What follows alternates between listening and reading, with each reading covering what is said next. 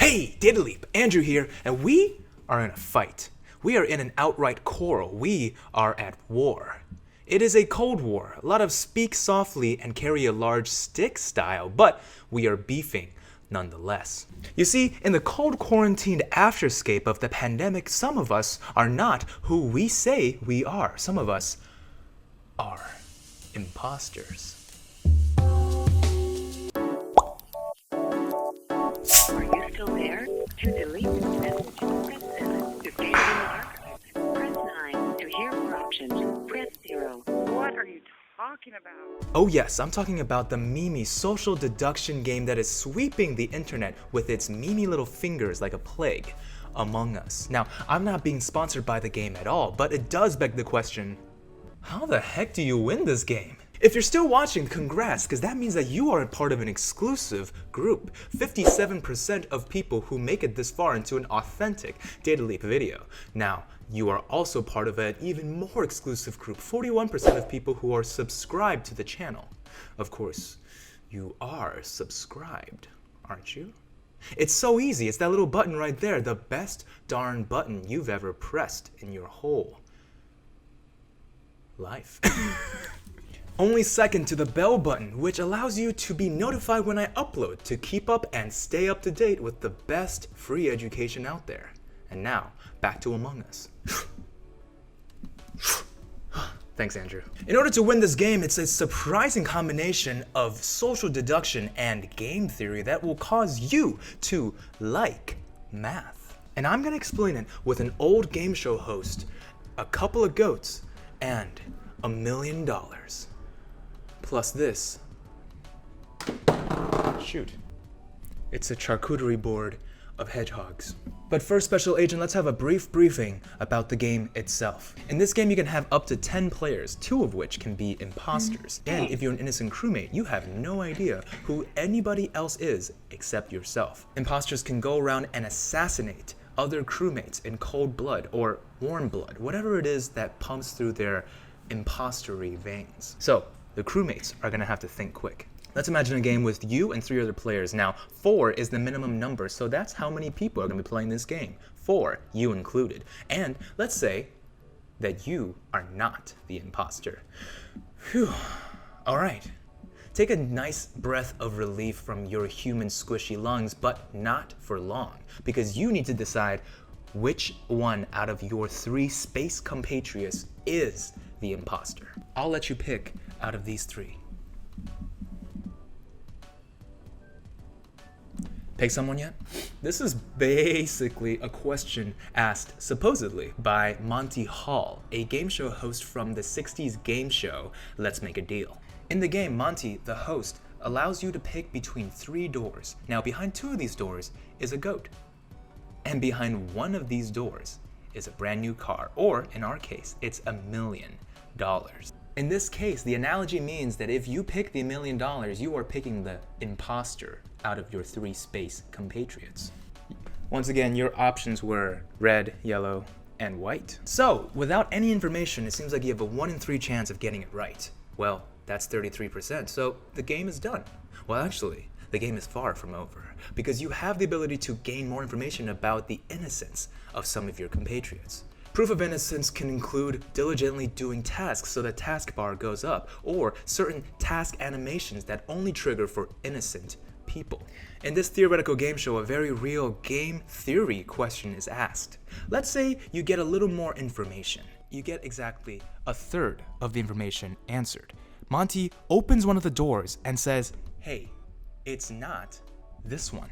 Monty opens the door and says, "It's not white."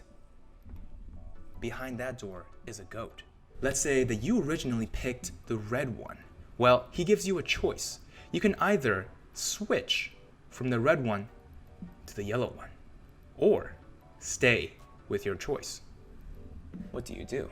I'll pause here to see what you might think. Drop a like down below if you like this question, because this question ultimately ends up being a little bit of decision theory, a little bit of game theory, but all statistics, which is why you are going to end up liking math. Remember, we're beefing here. We don't trust each other. So back to the question. So the first time you had a choice, you had a 1/3 chance you had exactly 1 in 3. But this time, do you have a different chance? Do you have a 1 in 2 chance since there's only 2 possible candidates left for the imposter? Or is it even higher?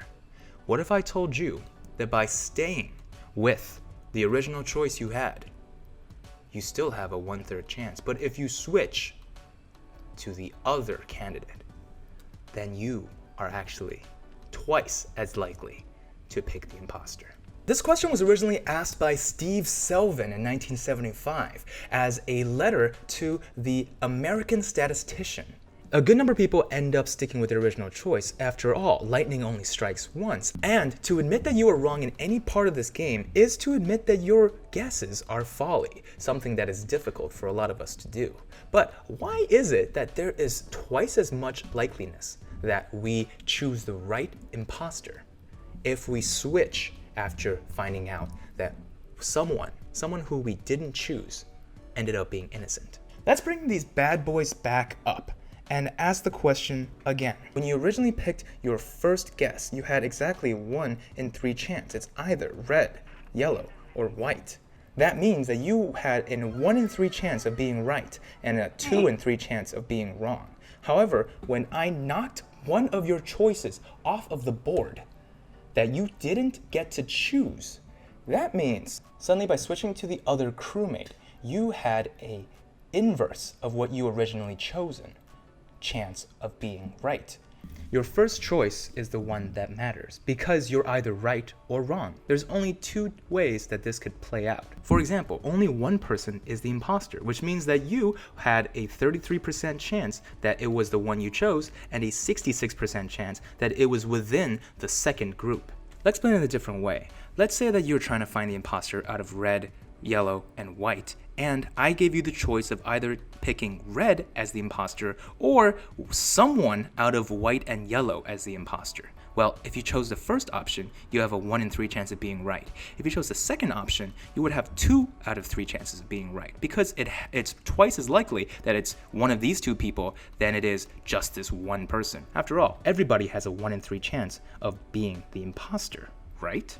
Well, now it's the same exact choice. All I'm saying is that you don't even need to worry about this guy. Now it's the same exact choice, except you don't even have to worry about the hamster I just knocked off.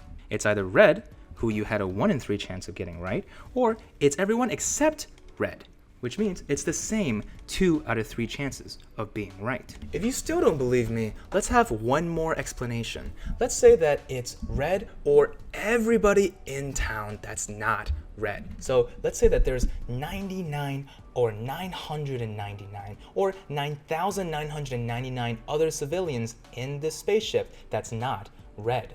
Well, if you still guessed red on the very first try, and then I knocked off everybody and said these people are innocent except Sushi Cat. Now, what do you think? Is it red, the one that you had 1 out of 10,000 choices? Or is it Sushi Cat, where by not choosing red, you had a 9,999 out of 10,000 chance of being right? What do you think? Sushi Cat. You would switch because the chance that you were right the very first choice was 1 out of 10,000. But once I eliminated every other option and allowed you to still pick someone from the other group, that is the exact same as saying I want to choose everyone except red as a possible candidate. And you would be right, 9,999 out of 10,000 choices. So, how do you win Among Us a strategically dominant number of times? Well, have someone in your mind, a hypothesis, and when it turns out that you have innocent people that start to become revealed that wasn't your original pick, make sure to switch because you, statistically, will be right more often than not. If you want to try this at home and send in a video or an image of you trying this 3-door Monty Hall problem with a couple of goats and a couple of cars already in the right positions, and your friend revealing one of the goats, I'm going to add some math in the description and some instructions on how you can test it at home and see how often you are right if you switch and how often you are right if you don't. And stay safe out there. Peace. Are you still there? To delete this message, press 7. To save it in the archives, press 9. To hear more options, press 0. What are you talking about?